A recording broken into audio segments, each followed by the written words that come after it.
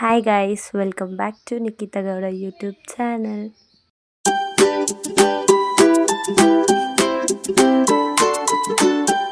ಎಲ್ಲರೂ ಹೇಗಿದ್ದೀರಾ? ಎಲ್ಲ ತುಂಬ ಚೆನ್ನಾಗಿದ್ದೀರಾ ಅಂದ್ಕೊಂಡು ಈ ವಿಡಿಯೋನ ಸ್ಟಾರ್ಟ್ ಮಾಡ್ತಾ ಇದ್ದೀನಿ. ಆ್ಯಂಡ್ ನೀವು ಆಲ್ರೆಡಿ ತಮ್ಮನೇಲಿ ನೋಡಿರ್ತೀರಾ ಏನು ವಿಡಿಯೋ ಏನು ಅಂತ. ಇದೊಂದು ರ್ಯಾಂಡಮ್ ವ್ಲಾಗ್ ಆಗಿರುತ್ತೆ. Wish you happy birthday. Hi bye. Cake cut ಮಾಡ್ದಾ? ಕೇಕ್ ತಂದಿದ್ರಲ್ಲ ಎಲ್ಲ.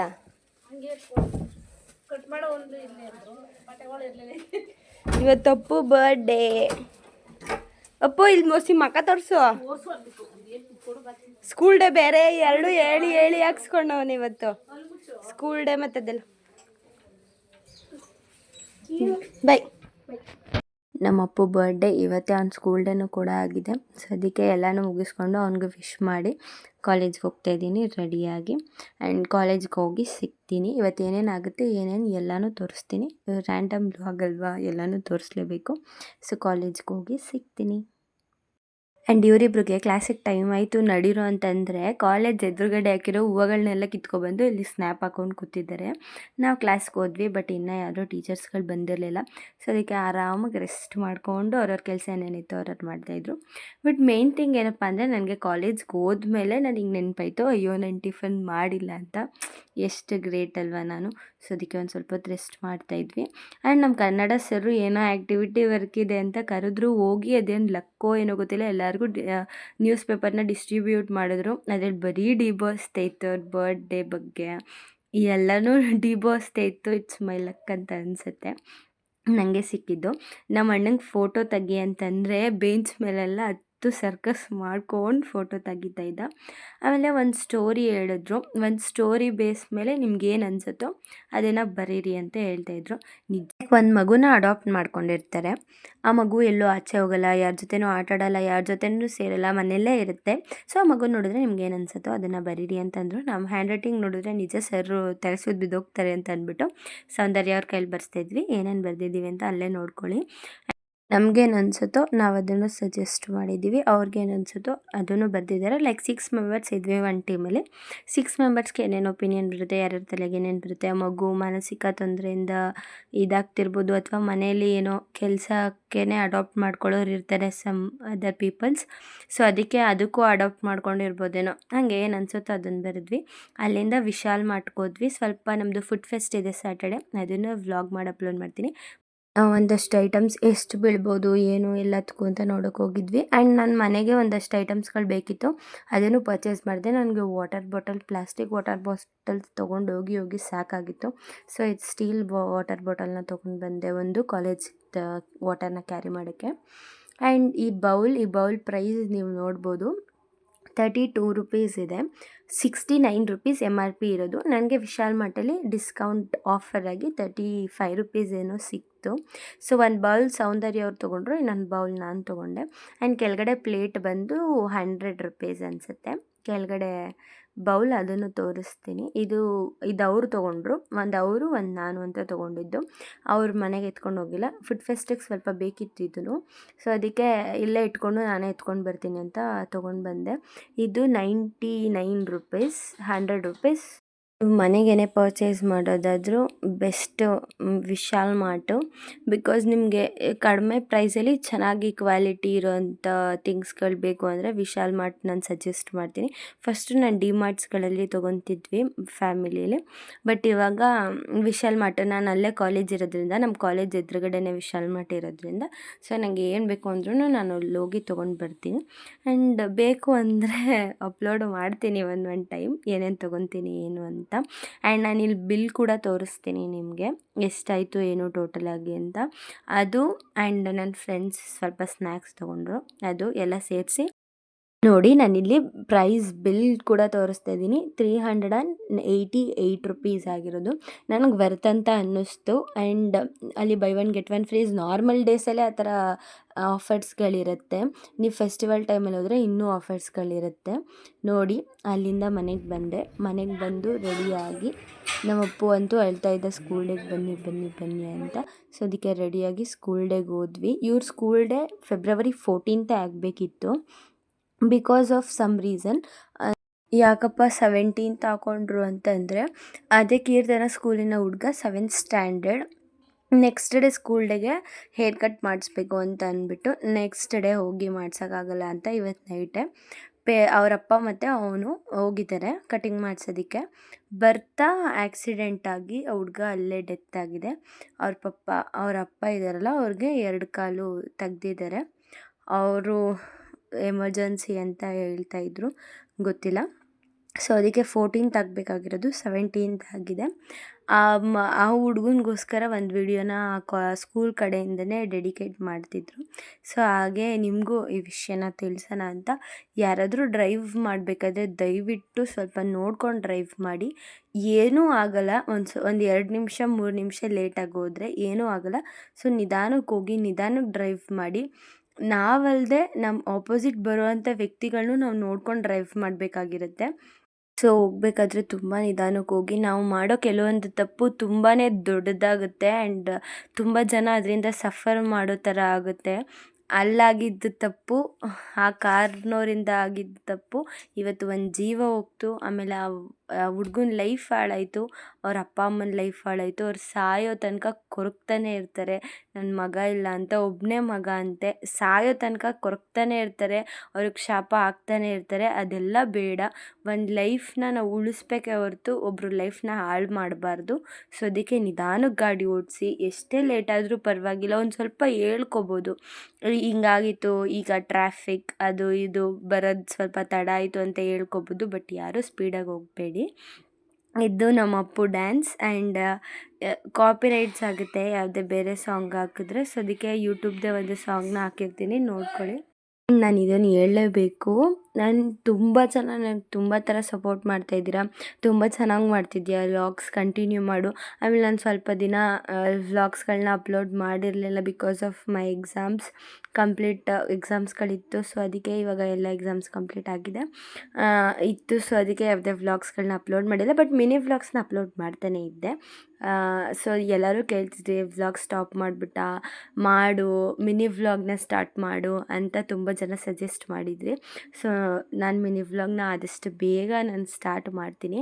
ಬಿಕಾಸ್ ನನಗೂ ಒಂಥರ ಏನು, ನಾನು ಸ್ವಲ್ಪ ಪ್ರಿಪೇರ್ ಆಗಬೇಕಲ್ವ, ಯಾವ ಥರ ಮಾಡಬೇಕು ಏನು ಅಂತ. ಒಂದಷ್ಟು ಜನ ವ್ಲಾಗ್ನ ನೋಡಿ ಯಾವ ಥರ ಮಾಡಿದ್ದಾರೆ ಏನು ಅಂತೆಲ್ಲ ತಿಳ್ಕೊಂಡು ಪಕ್ಕಾ ಮಿನಿ ವ್ಲಾಗ್ನ ಸ್ಟಾರ್ಟ್ ಮಾಡ್ತೀನಿ. It's my promise.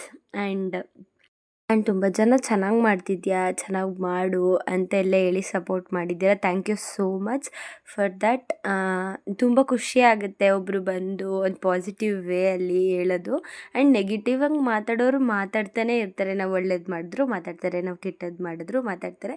ಸೊ ನಾನು ಯಾವತ್ತೂ ನೆಗೆಟಿವ್ ಆಗಿ ಮಾತಾಡೋರ ಬಗ್ಗೆ ತಲೆ ಕೆಡಿಸ್ಕೊಳ್ಳಲ್ಲ. ಬಿಕಾಸ್ ನಾವು ಯಾರೊಬ್ಬರು ಬೆಳೀತಿದ್ದಾರೆ ಅಂತ ಅಂದರೆ ನಮ್ಮ ಕೈಲಿ ಆದಷ್ಟು ನಾವು ಸಪೋರ್ಟ್ ಮಾಡಬೇಕೇ ಹೊರತು ಅವ್ರ ಬಗ್ಗೆ ನೆಗೆಟಿವ್ ಮಾತಾಡಿ ಅವ್ರನ್ನ ಇನ್ನೂ ಹಾಕೋದಲ್ಲ. ಸೊ ಅದಕ್ಕೆ ಯಾವತ್ತೂ ನೀವು ನೆಗೆಟಿವ್ ಆಗಿ ಏನೂ ಕೂಡ ನೀವು ತಲೆಗೆ ಹಾಕೋಬೇಡಿ. ನಿಮ್ಗೆ ಏನು ಅನಿಸುತ್ತೋ ಅದನ್ನು ಮಾಡಿ. ನಿಮ್ಗೆ ಯಾವುದ್ರಲ್ಲಿ ಖುಷಿ ಅನಿಸುತ್ತೋ ಆ ಥರ ಇರಿ. ನಿಮ್ಗೆ ಯಾವ ಥರ ಖುಷಿ ಅನಿಸುತ್ತೋ ಆ ಥರ ಇರಿ. ನಿಮ್ಗೆ ಯಾವ ಕೆಲಸ ಮಾಡಿದ್ರೆ ಖುಷಿ ಅನಿಸುತ್ತೋ ಆ ಕೆಲಸನೇ ಮಾಡಿ ಅಂತ ನಾನು ಹೇಳ್ತೀನಿ. ಆ್ಯಂಡ್ ಇದೇ ಥರ ನನಗೆ ಯಾವಾಗಲೂ ಸಪೋರ್ಟ್ ಮಾಡ್ತಾಯಿರಿ ಅಂತ ಕೇಳ್ಕೊತೀನಿ.